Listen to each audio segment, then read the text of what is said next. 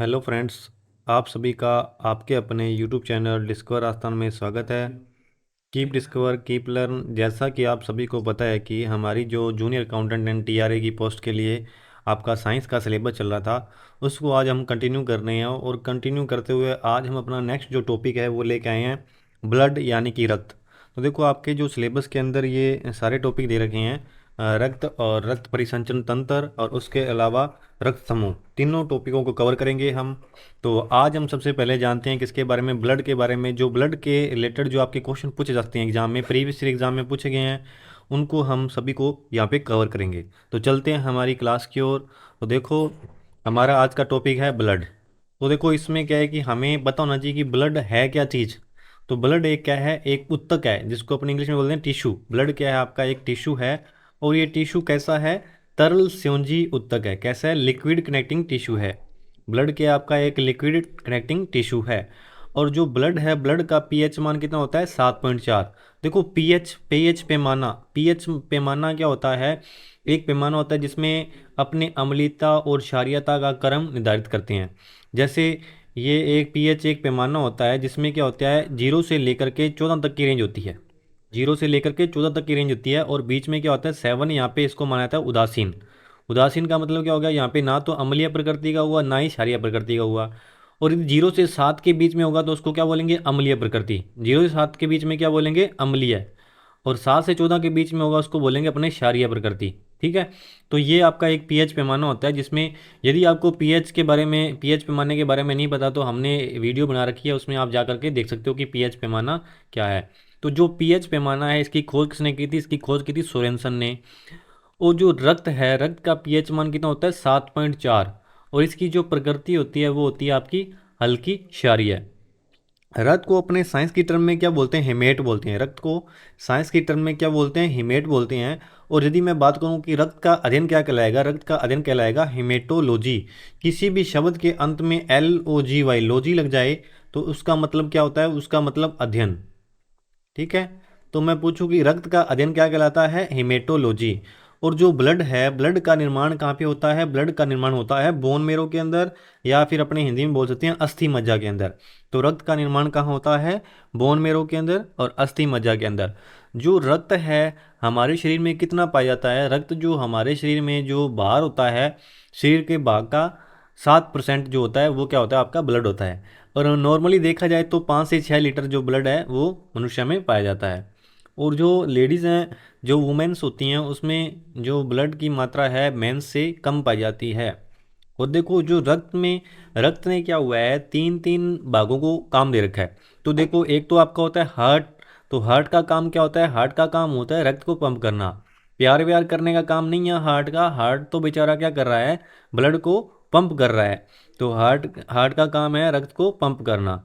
Heart के बारे में भी अपने पढ़ेंगे। हार्ट के बारे में मैं आपको बताऊंगा कि हार्ट की संरचना कैसी होती है। हार्ट जो है, इसकी संरचना होती है बंद मुट्ठी के समान। तो देखो, अपने जो हार्ट बनाते हैं वो हार्ट इस शेप में बनाते हैं ना। तो ये हार्ट की शेप नहीं होती है, हार्ट की शेप होती है बंद मुट्ठी के समान होती है। और जो हार्ट है वो कैसी संरचना है आपकी, हल्के गुलाबी रंग की संरचना है। और जो मनुष्य का जो हृदय है वो धड़कता कितनी बार है, 72 बार धड़कता है 1 मिनट में। 1 मिनट में कितनी बार धड़कता है, 72 बार। 72 बार पर मिनट में जो आपका मनुष्य का हृदय है वो धड़कता है। उसके अलावा जो आपके नेक्स्ट आ गया आपका किडनी। किडनी को अपने बोलते हैं गुर्दे। तो गुर्दों का क्या काम है, गुर्दों का काम है रक्त का शुद्धिकरण करना। और उसके बाद आपका आ गया लंग्स। लंग्स यानी कि फेफड़े। फेफड़ों का काम क्या है, रक्त में ऑक्सीजन को मिक्स करना। अब चलते हैं हमारी नेक्स्ट स्लाइड पे। अब देखो, जो ब्लड होता है, ब्लड में क्या क्या पाया जाता है, ब्लड में 55% तो प्लाज्मा होता है और 45% क्या होती है, कणिकाएं। अब प्लाज्मा में क्या होता है, 55% जो प्लाज्मा होता है, इस 55% का 90% तो इसमें पानी होगा और 7% क्या पाया जाता है, प्रोटीन पाया जाता है। अब कणिकाओं में कौन कौन सी होती है, एक तो आरबीसी होती है, डब्ल्यूबीसी होती है और प्लेटलेट्स होती है। आरबीसी, डब्ल्यूबीसी और प्लेटलेट्स के बारे में हम विस्तृत में चर्चा करेंगे आगे। तो देखो, एक बार इनका नाम याद रखो। एक तो होती है आपकी आरबीसी, एक होती है डब्ल्यूबीसी और एक होती है प्लेटलेट्स। अब देखो, जो प्लाज्मा है, प्लाज्मा हमारे रक्त में कितना पाया जाता है, 55% पाया जाता है। अब 55% प्लाज्मा के अंदर 90% तो आपका क्या हो गया, जल हो गया और 7% हो गया प्रोटीन। अब देखो, एक होती है आपकी प्लाज्मा थेरेपी। तो प्लाज्मा थेरेपी क्या होता है, देखो एंटीबॉडी का ट्रांसफर करना क्या कहलाता है, प्लाज्मा थेरेपी। अब देखो जब क्या था, कोरोना वायरस आया था, जब क्या आया था, कोरोना वायरस आया था, तो कोरोना वायरस आया था तब हमने इसकी हैंड टू हैंड तो दवाई नहीं खोज रखी थी, मतलब दवाई तो इसकी बहुत टाइम बाद बड़ी थी। और जब जैसे मान लो कि एंड प्लाज्मा थेरेपी क्या होती है, जैसे मान लो कोई व्यक्ति है, व्यक्ति को क्या हो गया, कोरोना हो गया। जैसे मान लो कि कोई व्यक्ति है, इसको क्या हो गया, कोरोना हो गया, ठीक है। अब कोरोना में इसको क्वारंटाइन कर दिया, और इसमें क्या है कि एक एंटीबॉडी जनरेट होगी कि कोरोना, जैसे कोरोना आया और कोरोना से लड़ने के लिए इसमें क्या क्षमता आ गई, और ये क्या है कि कोरोना से लड़के क्या हो गया, ठीक हो गया। अब इसमें क्या है कि कोरोना से विपरीत एक एंटीबॉडी जनरेट होगी।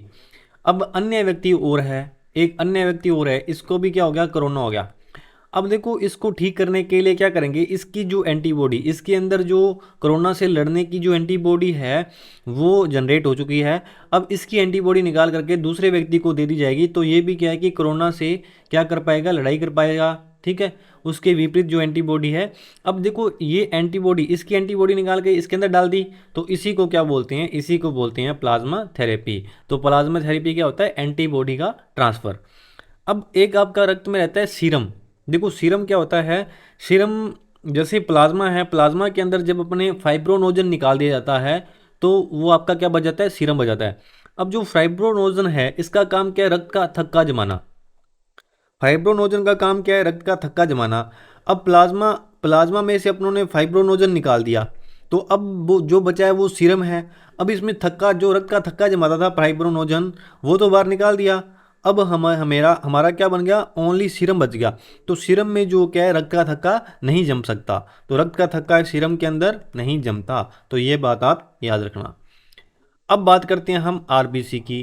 तो आरबीसी को हम अन्य किस नाम से जाना जाता है, आरबीसी को अन्य नाम से जाना जाता है एरिथ्रोसाइट। क्या बोला जाता है इसको,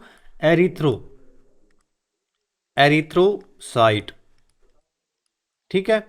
और इसी को यदि अपने हिंदी में बोले तो हिंदी में बोला जाता है इसको रक्ताणु। आरबीसी का जो जीवन काल होता है, जीवन काल कितना होता है इसका, 120 दिन। जीवन काल, आरबीसी का जीवन काल कितना होता है, 120 दिन। और आरबीसी 120 दिन के बाद अपने आप ही क्या हो जाती है, खत्म हो जाती है। और जो खत्म होती है, जो आरबीसी का कब्रिस्तान किसको बोला जाता है, बोला जाता है तिल्ली को, प्लीहा को। किसको बोला जाता है, प्लीहा को या तिल्ली को क्या बोला जाता है, आरबीसी का कब्रिस्तान। और आरबीसी का जीवन काल कितना होता है, 120 दिन। और जो आरबीसी है ये किसके केंद्रक में आरबीसी नहीं पाई, वैसे कि आरबीसी जो है वो केंद्रक में नहीं पाई जाती, सभी के केंद्रक में नहीं पाई जाती आरबीसी। पर अपवाद क्या है, ऊंट और लामा। ऊंट और लामा की आरबीसी के अंदर क्या पाया जाता है, केंद्रक पाया जाता है, लेकिन वैसे आरबीसी के अंदर केंद्रक नहीं पाया जाता। और ऊंट और लामा की आरबीसी के अंदर केंद्रक पाया जाता है। अब देखो इसके अलावा जो जैसे आरबीसी में आरबीसी प्रभावित होती है, मलेरिया का एक रोग है, कुछ रोग हैं उसमें भी आरबीसी प्रभावित होती है, तो वो भी हम पढ़ लेते हैं। मलेरिया, मलेरिया में क्या होता है आपका, प्लीहा यानी कि आरबीसी प्रभावित होती है।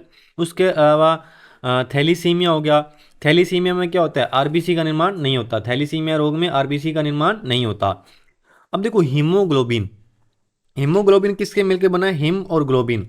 देखो हिम, हिम यानी क्या हो गया, फेरस, फेरस माने हो गया लोहा, ठीक है। रक्त में आपका क्या पाया जाता है, लोहा पाया जाता है, फेरस की मात्रा पाई जाती है। और ग्लोबिन क्या है इसमें, ग्लोबिन इसमें प्रोटीन है। हीमोग्लोबिन में क्या है, ग्लोबिन तो प्रोटीन है, हिम का मतलब क्या हुआ, लोहा, यानी कि रक्त के अंदर क्या पाया जाता है, लोहा पाया जाता है। अब देखो इसका कार्य क्या है, इसका कार्य है रक्त में O2 को प्रिवेंट करना। रक्त में क्या करता है, ये ऑक्सीजन का प्रिवेंट करता है। अब देखो इसके अंदर लोहा पाया जाता है ना। और आपके ये भी क्वेश्चन पूछा हुआ है प्रीवियस एग्जाम में कि रक्त में क्या पाया जाता है, किसकी मात्रा सर्वाधिक पाई जाती है, कैल्शियम की, ऑक्सीजन की या लोहे की। तो लोहे की मात्रा जो रक्त में पाई जाती है। और इसका कार्य भी क्या है, रक्त में ऑक्सीजन को प्रिवेंट करना। तो देखो एक एक चीज, एक क्वेश्चन और पूछा जाता है आपका, एक क्वेश्चन आता है कि साइलेंट किलर गैस किसे कहा जाता है। तो साइलेंट किलर गैस है आपकी कार्बन मोनोऑक्साइड। अब देखो इसमें एक कहानी बनाई हुई है, वो देखो वो बताता हूँ आपको। जैसे मान लो कि एक बंद कमरा है, बंद कमरे के अंदर अंगीठी जला रखी है, कमरे के अंदर क्या रखी हुई है, अंगीठी जला रखी है। अब उसी कमरे के अंदर एक व्यक्ति क्या हो रहा है, सो रखा है। अब कमरा बिल्कुल बंद है, कमरा बंद है तो ऑक्सीजन आएगी, ऑक्सीजन आ रही है, तो ऑक्सीजन की मात्रा क्या हो जाएगी, कम हो जाएगी। ऑक्सीजन की मात्रा क्या हो जाएगी, कम हो जाएगी, क्योंकि कमरा आपका बंद है तो ऑक्सीजन आ ही नहीं रहेगी, ऑक्सीजन आएगी नहीं। और यदि आएगी तो बहुत ही कम मात्रा में आएगी। अब जब अंगीठी जलेगी तो इससे कौन सी गैस निकलेगी, कार्बन मोनोऑक्साइड, क्या बोलते हैं, CO। CO की मात्रा में क्या हो जाएगी, अधिकता हो जाएगी, और ऑक्सीजन की मात्रा में क्या हो जाएगी, कमी हो जाएगी।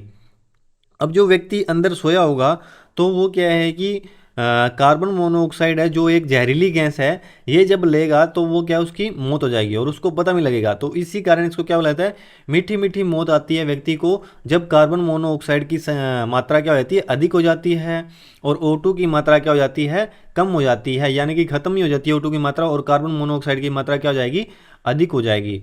और इसी गैस को अपने क्या बोल लेता है, साइलेंट किलर। तो साइलेंट किलर गैस कौन सी होगी आपकी, कार्बन मोनोऑक्साइड यानी कि CO। अब बात आती है WBC की। तो WBC का दूसरा नाम क्या है, ल्यूकोसाइड। तो ल्यूको का मतलब क्या होता है, ल्यूको का मतलब होता है वाइट।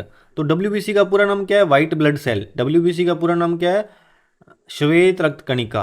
क्या नाम है, श्वेत रक्त कणिका। और इंग्लिश में बोलें तो क्या होगा, इंग्लिश में बोलें तो white white blood cell. White blood cell का क्या होगा, श्वेत रक्त कणिका। और इसका दूसरा नाम क्या है, ल्यूकोसाइट, क्योंकि ल्यूको को बोलते हैं अपने वाइट, और साइट आपकी होगी सेल। तो श्वेत रक्त कणिका क्या होगी आपकी, WBC। अब इसमें देखो WBC जो है ये केंद्रक में पाई जाती है। WBC में क्या पाया जाता है, केंद्रक पाया जाता है। और RBC के अंदर जो केंद्रक है वो नहीं पाया जाता। ऊंट और लामा की RBC के अंदर ही केंद्रक पाया जाता है, और WBC में क्या पाया जाता है, केंद्रक पाया जाता है। अब देखो टी लिम्फोसाइड होती हैं, एक टी लिम्फोसाइड कोशिकाएं होती हैं, इनका जो पालन पोषण कहाँ होता है, थाइमस ग्रंथि के अंदर। और ये जो WBC है ये क्या करती हैं, प्रतिरक्षा तंत्र को क्या कर देती हैं, मजबूत कर देती हैं। जैसे बाहर से कोई रोग आ रहे हैं, अब यदि हमारी WBC स्ट्रोंग है तो वो इन रोगों से लड़ेगी और इनको क्या कर देगी, खत्म कर देगी। तो ये हमारा जो प्रतिरक्षा तंत्र है उसको मजबूत करती है।